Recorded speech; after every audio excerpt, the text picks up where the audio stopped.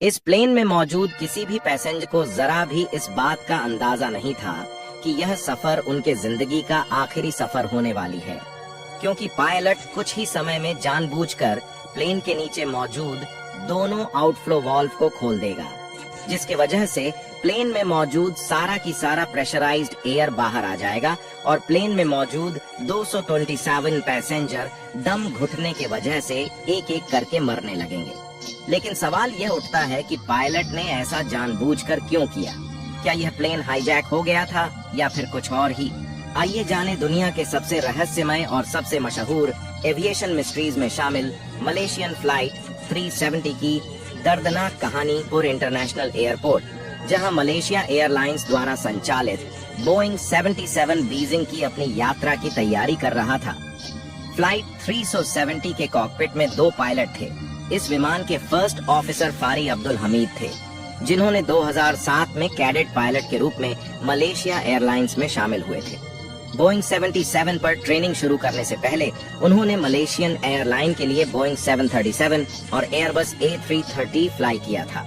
इस प्लेन के captain 53 years old जारी अहमद शाह थे। वह 1951 में एक कैडेट पायलट के रूप में मलेशिया एयरलाइंस में शामिल हुए थे। उनके पास लगभग 18,000 घंटे का फ्लाइट एक्सपीरियंस था और वह देश के सबसे अनुभव पायलटों में से एक थे। वह पायलटों को बोइंग 77 फ्लाई करने के लिए ट्रेनर के रूप में भी काम करते थे। मलेशियन एयरलाइंस के इस फ्लाइट में 227 पैसेंजर और 10 फ्लाइट अटेंडेंट मौजूद थे। 3732 cleared for take off, good night 32, right cleared for take off Malaysia 370।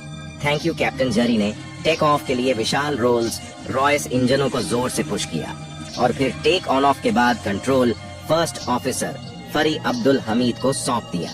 जैसे ही विमान कुछ हाइट पे पहुंचा, कैप्टन जारी अहमद शाह ने डिपार्चर कंट्रोल से संपर्क किया। Departure Malaysia 370 Malaysian 370 good morning identified climb flight level 180 cancel 8 turn right direction to गाड़ी ओके लेवल 180 डायरेक्ट गाड़ी। मलेशियन 370 कंट्रोलर ने उन्हें 18,000 फीट तक चढ़ने के लिए मंजूरी दे दी। कंट्रोलर ने पायलटों को एक शॉर्टकट दिया था जिससे वे सीधे जा सके। उनके मार्ग के आगे एक वे पॉइंट है जिसे आगार नाम से जाना जाता है। यह वे पॉइंट एक असामान्य प्रकार का है।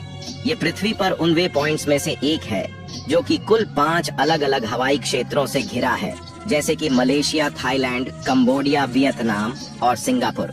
कुछ समय बाद डिपार्चर कंट्रोल ने फ्लाइट 370 को कुआलालंपुर रडार कंट्रोलर को सौंप दिया।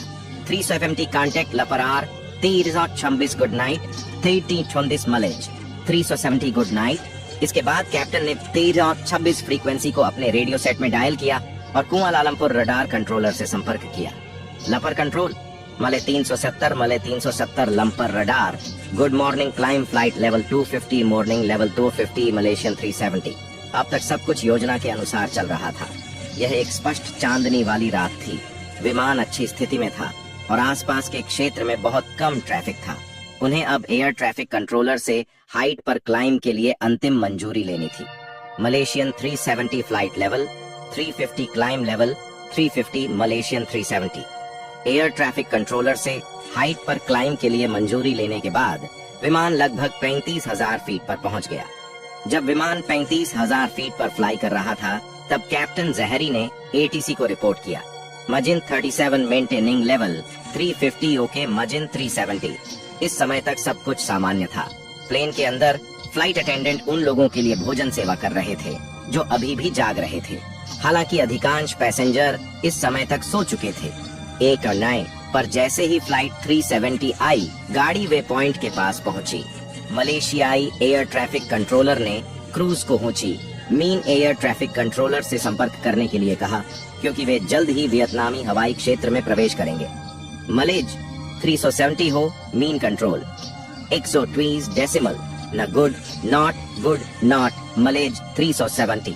कुआलालंपुर कंट्रोल को शुभ रात्रि कहने के कुछ ही सेकंड बाद कैप्टन जहरी ने फर्स्ट ऑफिसर को दोनों के लिए कॉफी लाने के लिए कहा। फर्स्ट ऑफिसर के कॉकपिट से जाने के बाद कैप्टन ने कॉकपिट का दरवाजा बंद कर दिया। सामान्य तौर पर केबिन क्रू ही कॉफी लाता है। कैप्टन जहरी ने 1 महीने से अधिक समय से इस रात के लिए अभ्यास किया था हर कदम, हर गतिविधि की योजना अत्यंत सटीकता के साथ बनाई गई थी। अब वह दुनिया के सबसे बड़े आधुनिक जेट विमानों में से एक को पृथ्वी से गायब करने की कोशिश करेगा। कैप्टन ने बुलेट प्रूफ कॉकपिट दरवाजे को सुरक्षित रूप से बंद कर दिया ताकि फर्स्ट ऑफिसर अंदर न आ सके। कॉकपिट का दरवाजा बुलेट प्रूफ मटेरियल का बना होता है ताकि हाईजैकर्स को कॉकपिट में घुसने से रोका जा सके कि विमान को गायब करने में कैप्टन का पहला कदम इसे रडार से गायब करना था। ऐसा करने के लिए कैप्टन को विमान के ट्रांसपॉन्डर को बंद करने की जरूरत थी, लेकिन अगर वे इस समय ट्रांसपॉन्डर को बंद करेंगे तो मलेशियन एयर ट्रैफिक कंट्रोलर को वार्निंग मैसेज चला जाएगा और उन्हें पता चल जाएगा कि पायलट ने इसे जानबूझकर बंद किया है।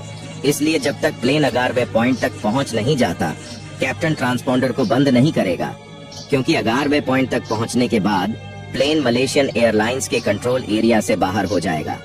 विमान कुछ समय बाद अगारवे पॉइंट पर पहुंच गया और अपने अगले रास्ते की ओर मुड़ने लगा।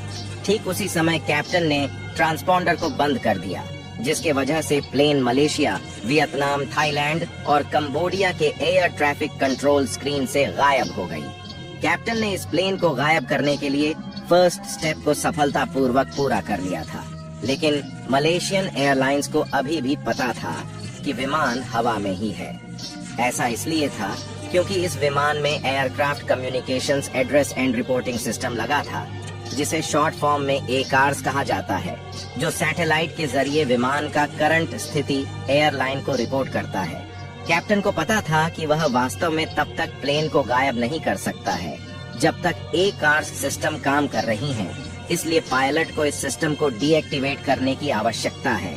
लेकिन एकार्स सिस्टम को बंद करना ट्रांसपॉन्डर को बंद करने जितना आसान नहीं होगा। यदि वह एकार्स को सामान्य तरीके से बंद करता है तो यह ग्राउंड पर एक संदेश भेजेगा कि इसे बंद किया जा रहा है।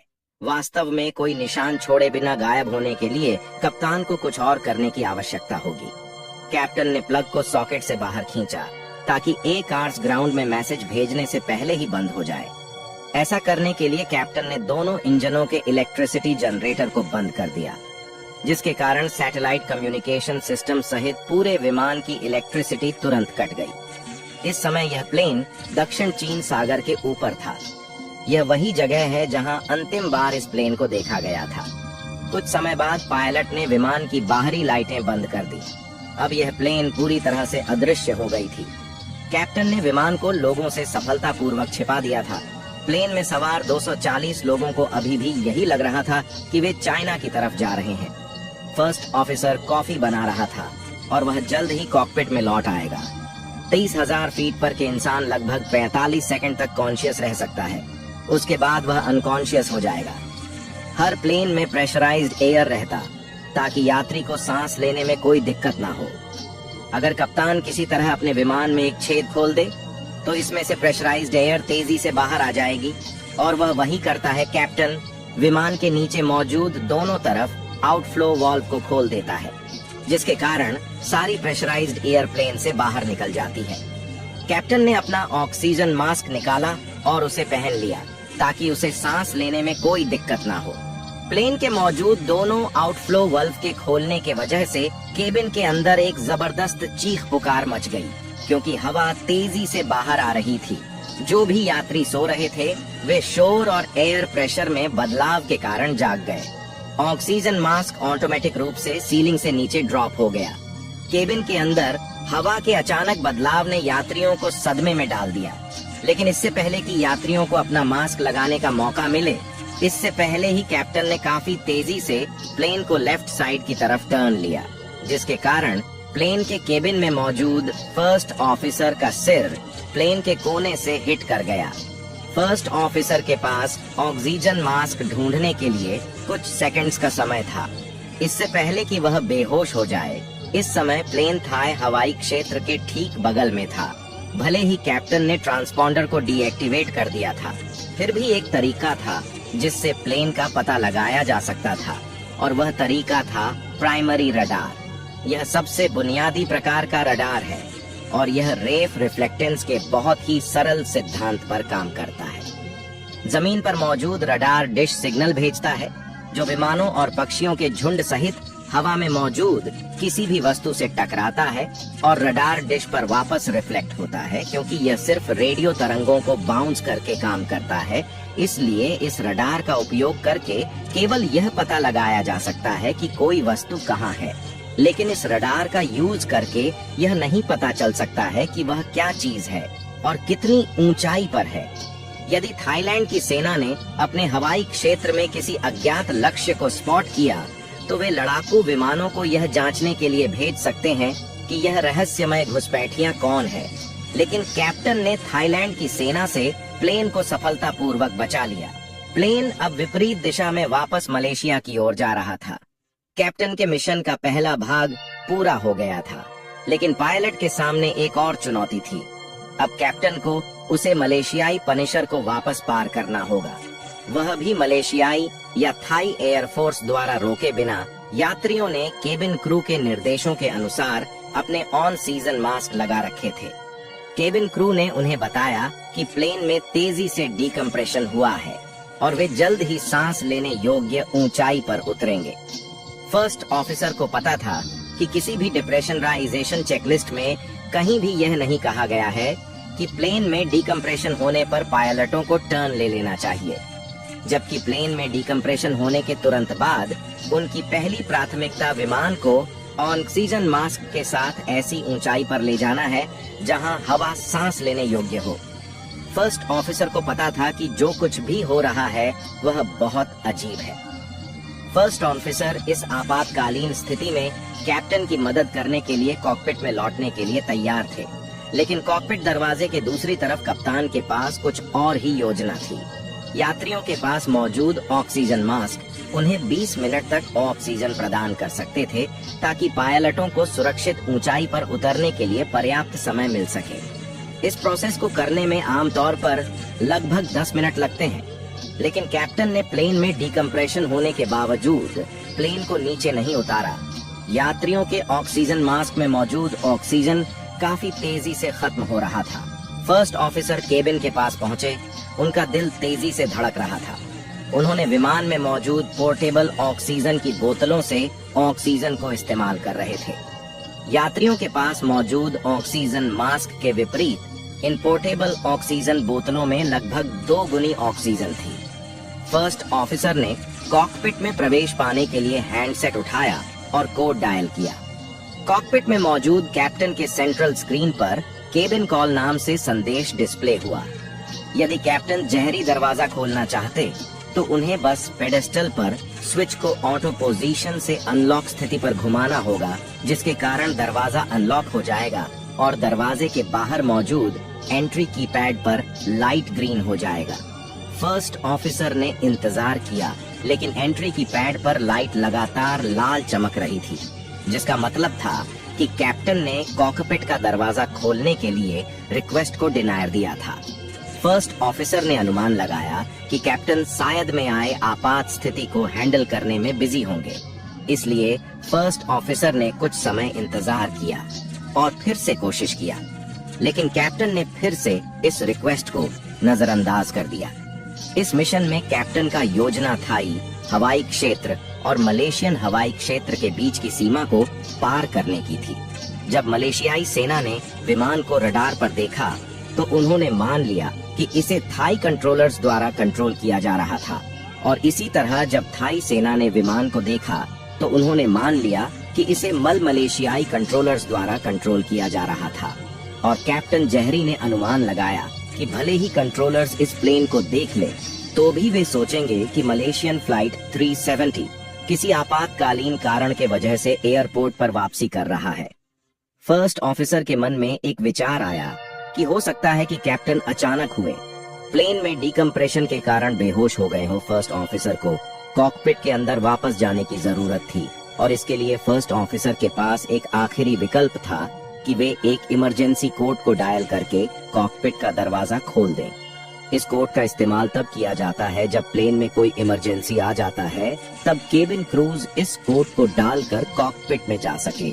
लेकिन अगर कॉकपिट में मौजूद पायलट इस रिक्वेस्ट को 30 सेकंड के अंदर डिनायर देते हैं, तब वे कॉकपिट में एंटर नहीं कर पाएंगे। लेकिन अगर पायलट 30 सेकंड के बाद जवाब नहीं देते हैं तो दरवाजा ऑटोमेटिक खुल जाता है। इस आपातकालीन कोड का उपयोग हाईजैकर्स द्वारा कॉकपिट में प्रवेश पाने के लिए आसानी से किया जा सकता है। इसलिए कॉकपिट में हाईजैकर्स को जाने से रोकने के लिए पायलटों के पास कोड दर्ज होने के 30 सेकंड के भीतर दरवाजे के स्विच को डिनाइल्स तरीके से इस कोड के जरिए केबिन क्रूज को पायलट के अनकॉन्शियस होने की स्थिति में कॉकपिट में प्रवेश करने की अनुमति देता है। फर्स्ट ऑफिसर ने कीपैड पर कोड डाला, जिसके कारण कॉकपिट में एक तेज अलार्म बजने लगा। फर्स्ट ऑफिसर काफी उत्सुकता से इंतजार कर रहे थे। 10 सेकंड बीत गए, फिर 20 सेकंड, लेकिन कीपैड की रोशनी लाल ही जलती रही। फर्स्ट ऑफिसर ने इस इमरजेंसी कोड को एक बार फिर से एंटर किया, फिर भी 30 सेकंड के बाद लाइट लाल ही जलती रही। इसका केवल एक ही मतलब हो सकता है कि कॉकपिट दरवाजे के दूसरी तरफ कैप्टन ने डोर ओपन अलार्म को सुना था और इस रिक्वेस्ट को फिर से डिनायर दिया था। अब से लगभग 5 मिनट बाद यात्री के ऑक्सीजन मास्क में मौजूद ऑक्सीजन खत्म होने लगेंगे और ऐसा होने पर प्लेन में मौजूद सभी यात्री हाइपोक्लोरिक क्रूज ऑक्सीजन की कमी से अनकॉन्शियस हो जाए, क्योंकि अब प्लेन का आउटफ्लो वाल्व खोले हुए 15 मिनट हो गए थे और अब से 5 मिनट बाद ऑक्सीजन मास्क में मौजूद ऑक्सीजन खत्म हो जाएगा। कॉकपिट में नीचे की तरफ 2 बड़े टैंक होती है, जिसमें 2 पायलटों के लिए 13 घंटे या एक पायलट के लिए 27 घंटे के लिए पर्याप्त ऑक्सीजन थी। कॉकपिट के नीचे मौजूद इन टैंकों को हर साल टॉप अप किया जाता है और सौभाग्य से विमान के रवाना होने से ठीक पहले उसी शाम इन टैंक्स में ऑक्सीजन टॉप अप किया गया था। फर्स्ट ऑफिसर ने कई बार कोड एंटर किया, पर लाइट लाल ही जलती रही। मेन एयर ट्रैफिक कंट्रोल की चिंता बढ़ रही थी, क्योंकि फ्लाइट 370 अभी भी रडार पर नहीं आई थी, लेकिन लापता विमान को कॉल करने के बार बार प्रयासों के बाद भी चुप्पी के अलावा कुछ नहीं मिला। क्लालंपर के कंट्रोलर्स ने रेडियो पर फ्लाइट 370 को कॉल करना शुरू कर दिया, लेकिन इसका भी कोई फायदा नहीं हुआ। फ्लाइट 370 टेक ऑफ के 20 मिनट बाद ही रेडर से पूरी तरीके से गायब हो गया था। जब किसी विमान को संपर्क बनाने में 5 मिनट से अधिक समय लगता है, तब कंट्रोलर्स को रिपोर्ट करना होता है पायलट अब अपनी योजना के अगले चरण अब अंजाम देगा। यात्रियों के ऑक्सीजन मास्क में मौजूद ऑक्सीजन धीरे धीरे खत्म होने लगा है। अब से कुछ ही मिनट बाद सभी 237 यात्री बेहोश हो जाएंगे और यदि जल्द ही प्लेन को नीचे नहीं लाया गया तो सारे के सारे पैसेंजर मौत के मुंह में समा जाएंगे। फर्स्ट ऑफिसर की हताशा बढ़ती जा रही थी। कॉकपिट में वापस जाने की उनकी कोई भी कोशिश का काम नहीं कर रही थी। उन्हें पता था कि इस ऊंचाई पर उनके मोबाइल फोन में कोई सिग्नल नहीं होगा। फर्स्ट ऑफिसर ने सोचा कि अगर वह किसी तरह एयरलाइन तक यह मैसेज पहुंचा दे तो कोई उनकी मदद कर सकता है। फर्स्ट ऑफिसर के पास मौजूद ऑक्सीजन बोतल में लगभग 20 मिनट की ऑक्सीजन थी, लेकिन जैसे ही वह केबिन के माध्यम से सीट की तरफ जा रहे थे, उन्हें चक्कर आना शुरू हो गया था। भले ही उनका मास्क 100% ऑक्सीजन प्रदान कर रहा था, लेकिन इस ऑक्सीजन टैंक को लंबे समय तक हाई एल्टीट्यूड पर उपयोग करने के लिए डिजाइन नहीं किया गया था, जबकि कैप्टन ने एक पूरा चेहरा वाला ऑक्सीजन मास्क पहना हुआ था, जिसे विशेष रूप से डिजाइन किया गया था। जबकि कैप्टन ने एक पूरा चेहरा वाला ऑक्सीजन मास्क पहना हुआ था, जिसे विशेष रूप से डिजाइन किया गया था। कैप्टन सीसीटीवी के माध्यम से फर्स्ट ऑफिसर को धीरे धीरे दरवाजे से दूर मुख्य केबिन में वापस जाते हुए देख सकता था। कैप्टन अब अपनी योजना में अगले महत्वपूर्ण कदम पर पहुंच गया था। उसके आगे सुमात्रा का इंडोनेशियाई द्वीप था। कैप्टन को इंडोनेशियाई हवाई क्षेत्र से पूरी तरह बचना होगा, इसलिए अपनी योजना के अगले भाग के लिए उसे दाईं ओर मुड़ना होगा और सीधे मलक्का के लिए फ्लाइट भरना होगा। प्लेन तब तक मलेशियाई एयरस्पेस के अंदर ही रहेगा, जब तक कि वह प्राइमरी राडार की सीमा से बाहर नहीं निकल जाता। उसके ठीक नीचे उसके दाहिनी ओर पनांग द्वीप था। कैप्टन इस द्वीप में रहता था और अब वह आखिरी बार उसके ऊपर से उड़ान भरेगा। विमान दाईं ओर धीमी गति से घूमना शुरू कर दिया। फर्स्ट ऑफिसर ने अपना मोबाइल फोन खिड़की के सामने रखा और कॉल करने की कोशिश की, लेकिन फोन का उपयोग करने का उनका प्रयास असफल साबित हुआ, क्योंकि कैप्टन द्वारा सैटेलाइट के की निकेशन सिस्टम को निष्क्रिय कर दिया गया था। फर्स्ट ऑफिसर ने जब खिड़की से बाहर देखा तब वे पेनांग द्वीप के ऊपर मौजूद थे। कॉकपिट छोड़ने के बाद यह पहली बार था कि उन्हें इस बात का स्पष्ट अंदाजा हुआ कि विमान कहाँ है।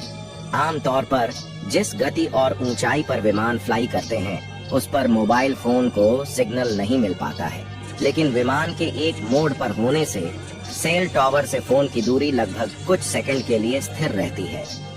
फर्स्ट ऑफिसर का I-5 पेनांग में ग्राउंड स्टेशन से जुड़ा हुआ था, लेकिन जैसे ही फर्स्ट ऑफिसर ने कॉल करने की कोशिश किया वैसे ही फोन का सिग्नल गायब हो गया। कैप्टन का मिशन अब भी खत्म नहीं हुआ था। कैप्टन लड़ाकू विमानों द्वारा रोके बिना मलेशियन प्रायद्वीप को पार करने में कामयाब रहा, लेकिन उसके सामने अभी भी एक महत्वपूर्ण चुनौती थी, क्योंकि मलेशिया एयरलाइंस को अब पता चला चुका था कि फ्लाइट में कुछ गड़बड़ है। लंपुर रडार कंट्रोल पर ड्यूटी पर मौजूद सुपरवाइजर ने मलेशिया एयरलाइंस डिस्पैच सेंटर को टेलीफोन करके बताया कि होई मिन कंट्रोल सेंटर फ्लाइट 370 से संपर्क करने या इसे रडार पर देखने में असमर्थ है। मलेशिया एयरलाइंस के डिस्पैच ने प्लेन का पता लगाने के लिए एयरलाइंस के ऑनलाइन फ्लाइट ट्रैकिंग सिस्टम की जांच की। मैप में फ्लाइट 370 कंबोडिया हवाई क्षेत्र में दिख रहा था। वास्तव में फ्लाइट 370 कंबोडिया के आसपास कहीं नहीं थी। कंट्रोलर को यह नहीं पता था कि इस फ्लाइट ट्रैकिंग सिस्टम ने अपनी स्थिति को अपडेट करने के लिए विमान से लाइव जानकारी का उपयोग नहीं किया था, बल्कि यह केवल इसका अनुमान लगाया था कि भविष्य में प्लेन कंबोडिया के पास मौजूद होगी, जबकि इस समय विमान मलेशियाई हवाई क्षेत्र में मौजूद था और प्लेन अब सीधे मलका की ओर बढ़ रहा था। मलेशिया एयरलाइंस के ट्रैफिक कंट्रोलर डिस्पैच ने कॉकपिट प्रिंटर को एक टेक्स्ट मैसेज भेजा, जिसमें पायलटों से तुरंत ईमेन कंट्रोल से संपर्क करने के लिए कहा गया, लेकिन यह संदेश फ्लाइट 370 की कॉकपिट तक नहीं पहुंचा, क्योंकि कैप्टन ने कम्युनिकेशन के सारे माध्यमों को रोक दिया था। कैप्टन ने ऐसा इसलिए किया था ताकि विमान की स्थिति के बारे में एक भी सुराग एयर ट्रैफिक कंट्रोलर को या मलेशिया एयरलाइंस को ना मिल सके। कैप्टन अच्छी तरीके से जानता था कि मलेशियाई राज्य के दाह में एक प्राइमरी रडार स्टेशन है, और वह यह भी जानता था कि इस रडार की सीमा लगभग 370 किमी तक थी। इस रडार की सीमा के अंदर बिताए गए हर सेकंड उसी से खोजे जाने का जोखिम था। मिशन के इस हिस्से के लिए कैप्टन का प्लान ये था कि रात के समय कई कमर्शियल विमान कुआलालंपुर और यूरोप के बीच अपने रास्ते पर सीधे मलाका के ऊपर और नीचे फ्लाई करते हैं। अगर उस रात कंट्रोलर रडार को देखता भी तो फ्लाइट 370 रडार में केवल एक अतिरिक्त डॉट की तरह दिखाई देता, जो मलाका की तरफ आगे बढ़ रहा था। प्लेन के पैसेंजर केबिन में अब एक भयानक सन्नाटा छा गया था। विमान को डिप्रेशराइजेशन का कंप्यूटर कक्ष, जिसे एबे के नाम से जाना जाता है, वह बहुत गर्म हो रहा था। इसके कूलिंग पंखे उन चीजों में से एक थे जिनकी बिजली तब खत्म हो गई थी जब मेन इलेक्ट्रिसिटी जनरेटर बंद हो गए थे। फ्लाइट 370 प्राइमरी रडार के किनारे के करीब थी। इस रडार को पार करने के बाद कैप्टन जरी पूरी तरह से बाहरी दुनिया से अदृश्य हो जाएगा। मलेशिया एयरलाइंस के ऑपरेशन ने लंपुर रडार कंट्रोलर को बताया था कि फ्लाइट 370 कंबोडिया हवाई क्षेत्र में था, लेकिन जैसा कि वियतनामी कंट्रोलर ने पुष्टि की थी कि फ्लाइट 370 को कंबोडिया हवाई क्षेत्र में प्रवेश ही नहीं करना था, जबकि इसे वियतनाम के ऊपर से उड़ना था। रडार पर फ्लाइट 370 दिखाई नहीं दे रही थी, तो सवाल यह उठता है कि आखिर फ्लाइट कहाँ थी? क्या यह कंबोडिया या वियतनाम के ऊपर थी? ये किसी को नहीं मालूम था। कैप्टन ने अपने सीसीटीवी डिस्प्ले पर देखा कि फर्स्ट ऑफिसर कॉकपिट के दरवाजे के सामने मर पड़ा था। ये सुनिश्चित करने के लिए कि कोई प्लेन में जिंदा है कि नहीं, उसने माइक्रोफोन उठाया और इंटरकॉम पर कॉल किया और किसी को कॉकपिट में आकर उसकी मदद करने के लिए कहा। उसने सीसीटीवी डिस्प्ले को ध्यान से देखा, लेकिन कोई भी मदद के लिए नहीं आया। अब कैप्टन को पता चल चुका था कि प्लेन में उसके अलावा कोई भी जीवित नहीं है। रात में 2:02 पर फ्लाइट 370 रडार से बाहर निकल गई। विमान में सवार 200 से अधिक लोग मर चुके थे, लेकिन अभी भी केवल मलेशियन एयरलाइंस के कुछ ही लोगों को यह पता था कि विमान लापता हो गया है। यह कंफर्म करने के बाद कि प्लेन में कोई भी जिंदा नहीं बचा है, उसने इलेक्ट्रिकल सप्लाई को दोबारा से चालू कर दिया, जिसके कारण कई सारे बंद पड़े सिस्टम अब चालू हो गए थे। कूलिंग फैंस ने गर्म कंप्यूटरों को ठंडा करना शुरू कर दिया। कैप्टन ने सफलतापूर्वक इस असंभव से दिखने वाले कार्य को काफी चतुराई के साथ पूरा कर दिया था। अब विमान पूरी तरीके से गायब हो चुका था। इसका बाहरी दुनिया से कोई भी राब्ता नहीं था। कैप्टन को पता था कि आने वाले दिनों और हफ्तों में यह संभव था कि इन्वेस्टिगेटर्स प्राइमरी रडार की टेप रिकॉर्डिंग की रिव्यू करेंगे और उन्हें पता चल जाएगा कि विमान आगार वे पॉइंट से घूमकर सीधे इंडोने स्टेट मलक्का की ओर फ्लाई किया था। कैप्टन यह बात जानता था, इसीलिए वह प्लेन को सीधे इंडियन ओशन की तरफ मोड़ लिया, क्योंकि वह नहीं चाहता था कि इन्वेस्टिगेटर्स को इस मिस्ट्री के बारे में कोई क्लू मिल सके। प्लेन के रूट को देखते हुए सारे इन्वेस्टिगेटर प्लेन को अंडमान सागर और बंगाल की खाड़ी के आसपास खोजें। अगर वे किसी तरीके से पता भी कर लेते हैं कि प्लेन हिंद महासागर की तरफ गया है, तो भी वे उसे ढूंढ नहीं पाएंगे, क्योंकि हिंद महासागर बहुत ह्यूज है। अभी भी प्लेन में लगभग 6 घंटे तक फ्लाई करने के लिए फ्यूल बचा है। कैप्टन प्लेन को हिंद महासागर के काफी अंदर ले जाना चाहता था, ताकि कभी भी इन्वेस्टिगेटर को इस प्लेन के बारे में कोई सुराग ना मिल सके। जब कैप्टन ने सुबह 2:02 पर पावर सप्लाई को चालू किया, तब पावर सप्लाई पाते ही सटकम रिव्यू हो गया और सटकम का एक यूनिट, जिसे street light data unit of satellite network पर लॉग ऑन करना चाहता था। यह लॉग ऑन अनुरोध इस बात का प्रमाण था कि विमान अभी भी हवा में था। इसका मतलब यह था कि कैप्टन जारी की यह धारणा पूरी तरह से गलत थी कि वह पूरी तरह से गायब हो गया है। हालांकि इस मैसेज में एक छोटी सी जानकारी छिपी हुई थी, जो 1 सप्ताह के बाद दुनिया को चौंका देगी। 1 सप्ताह बाद जब इन मार्सेट कंपनी का एक इंजीनियर ने इस मैसेज को गौर से देखा, तो उसे पता चला कि विमान द्वारा भेजे गए मैसेज में टाइम रिकॉर्ड हो गया था और सैटेलाइट पर मैसेज रिसीव होने के बाद भी टाइम रिकॉर्ड हुआ था कि मैसेज कब सैटेलाइट पर रिसीव हुआ है, जिससे यह पता लगाया जा सकता था कि सैटेलाइट और प्लेन के बीच कितनी दूरी है। हालांकि इंजीनियर को यह नहीं पता था कि प्लेन का स्पीड उस समय कितना था और प्लेन किस डायरेक्शन में मौजूद है, लेकिन यह जरूर पता लगाया जा सकता था कि मैसेज को प्लेन से सैटेलाइट तक आने में कितना देरी लगा है। इन 2 समय को कंपेयर करके यह निर्धारित करना संभव था कि सिग्नल भेजते समय विमान सैटेलाइट से कितनी दूर मौजूद था। इंजीनियर ने सिंपल फिजिक्स का यूज करके इस जवाब को पा लिया कि 8 मार्च की सुबह 2:02 पर फ्लाइट 370 इस रिंग पर मौजूद था, न कि रिंग के अंदर। लेकिन यह नहीं पता चल सका कि प्लेन इस रिंग पर कहां मौजूद था, क्योंकि इस रिंग का हर एक हिस्सा सैटेलाइट से इक्वल दूरी पर था। इसका मतलब यह था कि प्लेन कहीं भी इस रिंग के ऊपर हो सकता था, लेकिन प्राइमरी रडार पर विमान की लास्ट पोजीशन केवल 3 मिनट पहले यहाँ पर थी, तो इस हिसाब से प्लेन केवल 3 मिनट में इस आर्क पर ही मौजूद हो सकती है, क्योंकि इतने कम समय में प्लेन अफ्रीका, भारत या दक्षिण की तरफ नहीं जा सकती है।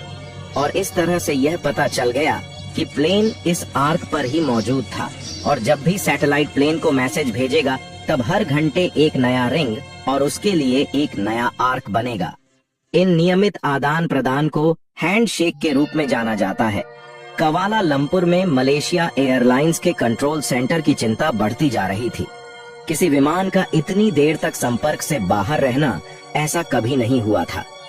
सुबह के 2:04 पर कंट्रोलर ने विमान को एक संदेश भेजा, लेकिन यह संदेश फ्लाइट 370 तक पहुंच ही नहीं पाया, क्योंकि कैप्टन ने कम्युनिकेशन के सारे माध्यमों को बंद कर रखा था। कुछ समय बाद मलेशिया एयरलाइंस के कंट्रोलर ने विमान को सेटकॉम पर फोन करने का फैसला किया, लेकिन फोन के लगातार बजने के बावजूद कैप्टन ने कॉल को रिसीव नहीं किया। अभी भी मलेशिया एयरलाइंस को प्लेन के लोकेशन के बारे में कुछ भी नहीं पता चला था। मलेशिया एयरलाइंस को यह एहसास होने में 1 और घंटा लगेगा कि उन्हें जो स्थिति अपडेट मिल रही है वे बस विमान के अनुमानित पद से थे। मलेशिया एयरलाइंस ने फिर एक और संदेश भेजा और 1 मिनट बाद दूसरा, लेकिन हर बार की तरह इस बार भी संदेश प्राप्त नहीं हुआ।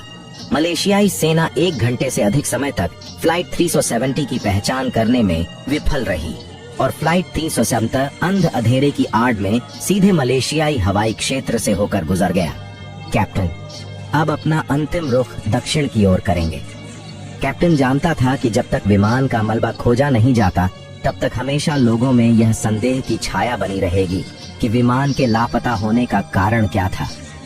कुछ लोग कहेंगे कि उस रात बिजली की विफलता या प्लेन में तेजी से डिकम्प्रेशन होने के कारण फ्लाइट 370 लापता हो गया।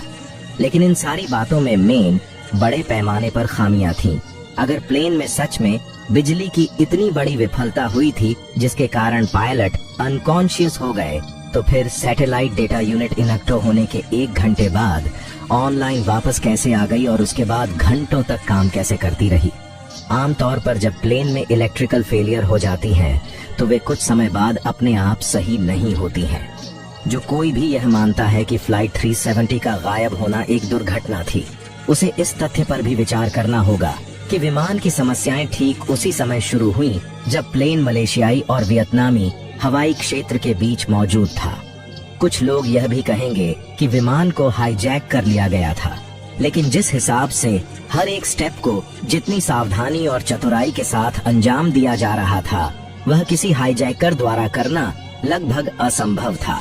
क्योंकि जिस तरीके से इस प्लान को अंजाम दिया जा रहा था, वे स्पष्ट रूप से ठीक जानते थे कि न केवल ट्रांसपोंडर बल्कि सटकम और कार्स को भी कैसे और कब बंद करना है, ये काम कोई नौसिखिया नहीं कर सकता था। अगर आपको अभी भी लगता है कि यह प्लेन हाईजैक्ट हो गया था, तो आप गलत है, क्योंकि अगर हाईजैकर्स द्वारा इस प्लेन को हाईजैक किया गया होता तो वह सेटकॉम कम्युनिकेशन को दोबारा चालू नहीं करते और वह कुछ न कुछ हाईजैकिंग के बदले अपना डिमांड रखते। लेकिन ऐसा कुछ नहीं हुआ। अगर आपको लगता है कि इस मिस्ट्री के पीछे किसी आतंकवादी समूह का हाथ था, तो वह विमान के लापता होने के बाद जिम्मेदारी जरूर लेता।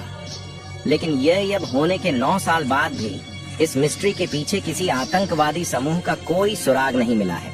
अगर किसी हाईजैकर ने इस प्लेन को हाईजैक नहीं किया और न ही किसी टेररिस्ट ग्रुप द्वारा इस प्लान को अंजाम दिया गया था, तो आखिर पायलट ने जानबूझकर ऐसा क्यों किया? कुछ लोगों का यह तक कहना है कि इस प्लेन को रिमोट कंट्रोल के माध्यम से हाईजैक कर लिया गया था, या फिर यह प्लेन हमेशा के लिए ब्लैक होल में समा गया था। जो लोग मानते हैं कि यह महज एक दुर्घटना थी, उन्हें मैं बता दूं कि इस प्लेन के गायब होने के ठीक 1 महीने पहले ही कैप्टन जहार ने अपने होम फ्लाइट सिमुलेटर पर इस रूट का प्रैक्टिस किया था कि उन्हें प्लेन को कितनी ऊंचाई पर ले जाना है और कैसे मलेशिया और थाई एयर फोर्स से प्लेन को बचाते हुए हिंद महासागर यानी कि इंडियन ओशियन के काफी अंदर ले जाकर हमेशा के लिए इस प्लेन को हिंद महासागर की गहराई में डूबे देना है। कैप्टन के घर से मिले होम फ्लाइट सिमुलेटर में इस रूट को उसी तारीख को डालकर प्रैक्टिस किया गया था जिस दिन पायलट को मलेशियन फ्लाइट 370 को लेकर बीजिंग जाना था। यह पायलट द्वारा 1 दिन पहले कैप्टन जारी ने अपने कंप्यूटर से अपना फ्लाइट सिमुलेटर हटा दिया और उस ड्राइव को भी डिस्कनेक्ट कर दिया जिस पर वह गेम स्टोर थी। मलेशियन एयरलाइंस ने सटकम फोन पर फ्लाइट 370 को कॉल किया, लेकिन पायलट ने इस कॉल का कोई जवाब नहीं दिया। अभी भी मलेशिया एयरलाइंस को प्लेन का लोकेशन के बारे में कोई भी जानकारी नहीं थी। एयरलाइंस ने अंततः लंपुर कंट्रोल को बताया कि फ्लाइट 370 के लिए वे जो स्थिति की जानकारी देख रहे हैं वह वास्तव में अनुमानित स्थिति पर आधारित थी, न कि वास्तविक स्थिति पर। कंट्रोलर्स ने सोचा कि हो सकता है कि विमान अपने फ्लाइंग रूट पर ही मौजूद हो और यह सारी चीजें कम्युनिकेशन फेलियर की वजह से हो रहा हो। कंट्रोलर्स ने चीनी एयर ट्रैफिक कंट्रोल से संपर्क करना शुरू कर दिया, क्योंकि इस पॉइंट तक विमान को उनके हवाई क्षेत्र में होना चाहिए था। यदि फ्लाइट समय पर चल रही थी तो उसे अब तक बीजिंग पहुंच जाना चाहिए था। 3 घंटे से भी कम समय में प्लेन हिंद महासागर के अंदर सैकड़ों मील की दूरी तय कर चुका था। कैप्टन जितनी ऊंचाई पर प्लेन को फ्लाई करेगा, उतना ज्यादा दूरी को वह कम फ्यूल में कवर कर सकेगा। कैप्टन जानता था कि यदि वह समुद्र के बीच में काफी अंदर तक दुर्घटनाग्रस्त हो गया तो इन्वेस्टिगेटर को कभी भी मलबा नहीं मिलेगा और प्लेन के मलबे को तटों तक आने में कई महीने या फिर साल भी लग सकता है। अगर जांचकर्ताओं इसका पता लगा लेंगे तो भी जांचकर्ताओं को कभी भी यह नहीं पता चल सकेगा कि प्लेन के साथ आखिर क्या हुआ था। इस समय कैप्टन जारी इस ग्रह पर सबसे आइसोलेटेड आदमी में से एक था। उसके पास से मिलो दूर तक कोई भी मानव जीवन नहीं था, कोई द्वीप नहीं, कोई विमान नहीं और कोई नावें नहीं थी। हालांकि उसके विमान में अभी भी कई घंटों का ईंधन बचा हुआ था। इस मिशन को कैप्टन ने वैसे ही अंजाम दिया जैसे उन्होंने हफ्तों तक फ्लाइट सिमुलेटर पर अभ्यास किया था। कैप्टन ने प्लेन को ऑटो पायलट मोड पर सेट कर दिया और अपना ऑक्सीजन मास्क जानबूझकर हटा दिया, जिसके कारण कुछ ही सेकंड्स के अंदर पायलट को ऑक्सीजन न मिलने के कारण मौत हो गई। अब यह प्लेन 12,000 फीट की ऊंचाई पर ऑटो पायलट मोड पर फ्लाई कर रहा था। इस प्लेन में सवार सारे की सारे लोगों की मौत हो चुकी थी। फ्लाइट 37 अब एक भूतिया विमान बन गया था। बीजिंग में सुबह हो चुकी थी और कंट्रोलर उम्मीद कर रहे थे कि मलेशियन फ्लाइट 370 लैंड करेगा, लेकिन मलेशियन फ्लाइट 370 दूर दूर तक दिखाई नहीं दे रहा था। अपने प्रियजनों के आने की प्रतीक्षा कर रहे परिवारों को बताया गया कि मलेशियन फ्लाइट 370 आज देरी से है। इस समय तक साउथ चाइना में खोज और बचाव प्रयास शुरू हो गए था। मलेशियन फ्लाइट 370 से घंटों तक कोई संपर्क नहीं हुआ था, इसलिए बचाव कर्मियों को डर था कि कहीं प्लेन क्रैश न हो गया हो। इस समय विमान अभी भी हवा में ही था। वह दक्षिण में हजारों मील दूर था और उसमें सवार सभी लोग पहले ही मर चुके थे। मलेशिया एयरलाइंस के संचालन केंद्र ने फ्लाइट 370 के कॉकपिट में एक और सेटकॉम कॉल किया, लेकिन दुर्भाग्यवश अब प्लेन में कोई भी इस कॉल को सुनने के लिए मौजूद नहीं था। 99 मार्च को सुबह 7 बजे मलेशिया एयरलाइंस ने एक प्रेस बयान जारी किया और डिक्लेयर किया कि विमान लापता है और वे विमान को ढूंढने के लिए खोज और बचाव अधिकारियों के साथ काम कर रहे हैं। अब जाकर दुनिया को पता चला कि मलेशियाई एयरलाइंस की फ्लाइट दुर्घटनाग्रस्त हो गई थी। जो किसी को नहीं पता था वो यह था कि विमान अभी भी हवा में मौजूद था और ऑटो पायलट मोड पर दक्षिण की ओर जा रहा था। सुबह सुबह सूरज की किरणें खाली विमान की खिड़कियों पर चमक रही थीं और अभी भी प्लेन साउथ की ओर काफी तेजी से आगे बढ़ रहा था। सुबह 8 बजे प्लेन के दाईं ओर के इंजन में ईंधन खत्म हो गया। क्षतिपूर्ति करने के लिए बाईं ओर का इंजन पूरी शक्ति से चालू हो गया, जिसके कारण प्लेन एक तरफ झुक गया। ऑटो पायलट और auto throttle system automatic disconnect हो गया, जिसके कारण विमान धीमा होने लगा और नीचे उतरने लगा। यह अंत की शुरुआत थी। प्लेन में पावर कट हो जाने पर इमर्ज एजेंसी में जरूरी उपकरणों को चलाने के लिए प्लेन में एक सिस्टम होता है जिसे एयू कहा जाता है। एयू विमान के पिछले हिस्से में एक छोटा गैस टरबाइन इंजन होता है। बोइंग 7 की यह सुविधा जांचकर्ताओं के लिए एक अविश्वसनीय सुराग छोड़ देगी। एपी ऑटोमेटिक रूप से चालू हो गया। फ्लाइट 370 लगभग 4000 फीट प्रति मिनट की दर से नीचे हिंद महासागर की तरफ कुछ सेकंड्स के बाद प्लेन लगभग 15,000 फीट प्रति मिनट नट की अविश्वसनीय गति से समुद्र की ओर जा रहा था। इस प्लेन की स्पीड लगभग लैंडिंग के समय स्पीड से 10 गुनी ज्यादा थी। 2 मिनट बाद प्लेन हमेशा हमेशा के लिए हिंद महासागर की गहराइयों में खो गया। विमान का अधिकांश हिस्सा टकराने के बाद टूट गया और मलबा नीचे समुद्र तल पर बिखर गया। हालांकि आने वाले महीनों और वर्षों में सैकड़ों टुकड़े पानी के साथ बहते बहते मेड़ा घास करर और दक्षिण अफ्रीका के किनारे पर पाया गया। दक्षिण अफ्रीका और तंजानिया सहित अन्य देशों में अब तक विमान के अंदरूनी और बाहरी दोनों हिस्सों के 30 से ज्यादा मलबे खोजे जा चुके हैं। यह एक पैसेंजर सीट के पीछे मौजूद इन फ्लाइट एंटरटेनमेंट का स्क्रीन है। इन 30 टुकड़ों में से कई को ब्लक गिब्सन नाम के एक व्यक्ति ने खोजा है, जो उसकी दृढ़ता और समर्पण के अलावा यह दर्शाता है कि सैकड़ों या यहाँ तक कि हजारों टुकड़े अभी भी तटरेखा के किनारे खोजे जाने बाकी हैं। अफ्रीका और आसपास के द्वीपों पर अगर सरकारें गौर करती तो यह टुकड़े एकमात्र ठोस फिजिकल एविडेंस हैं जो दर्शाते हैं कि विमान दक्षिणी हिंद महासागर में गिरा और इसलिए उसने सुमात्रा पार करने के बाद दक्षिण की ओर उड़ान भरी, न कि उत्तर की ओर। कई साल बाद खोजकर्ताओं ने समुद्र तल के 1200 हज वर्ग किलोमीटर से अधिक के मानचित्र के साथ पानी के नीचे खोज की, लेकिन अब तक विमान का मलबा नहीं मिला है। आज विमान के लापता होने के लगभग 10 साल बाद सभी खोजों को बंद कर दिया गया है, लेकिन फ्लाइट 370 की कहानी में अभी भी एक अंतिम मोड़ है। मान लीजिए कि भविष्य की किसी तारीख में शायद अब से दशकों बाद हमें मलबा मिल जाएगा, तो क्या इससे हमें यह समझने में मदद मिलेगी कि विमान दुर्घटनाग्रस्त क्यों हुआ? इसका जवाब है कि यदि ब्लैक बॉक्स में अभी भी डेटा मौजूद है जो दशकों तक पानी के अंदर रह सकता है, तो हो सकता है कि उसमें फ्लाइट के अंतिम घंटों की कोई रिकॉर्डिंग ना हो। ऐसा इसलिए है क्योंकि अगर कैप्टन विमान को छुपाने और अपनी खुद की दोषी को छुपाने का इरादा रखता था, तो उसने जरूर ही ब्लैक बॉक्स का सर्किट ब्रेकर खींच दिया होगा। यह वीडियो इस बात का कोई निश्चित विवरण नहीं है कि फ्लाइट 370 में क्या हुआ था। यह सत्य है कि जब तक मनुष्य पैसेंजर प्लेन फ्लाई कर सकते हैं, तब तक मनुष्य पैसेंजर प्लेन को दुर्घटनाग्रस्त भी कर सकते हैं। कोई भी ट्रैकिंग तकनीक या कॉकपिट प्रक्रिया इसे रोक नहीं सकती है। ऐसी घटनाओं की दुर्लभता ही हम में से उन लोगों के लिए एकमात्र सांत्वना है जो आज फ्लाइट भरते हैं। लेकिन यह उन लोगों के परिवारों के लिए थोड़ी मदद है जिन्होंने 7 मार्च 2014 को फ्लाइट 370 पर कदम रखा था। यह वीडियो उन परिवारों और फ्लाइट 370 पर सवार उनके प्रियजनों को समर्पित है।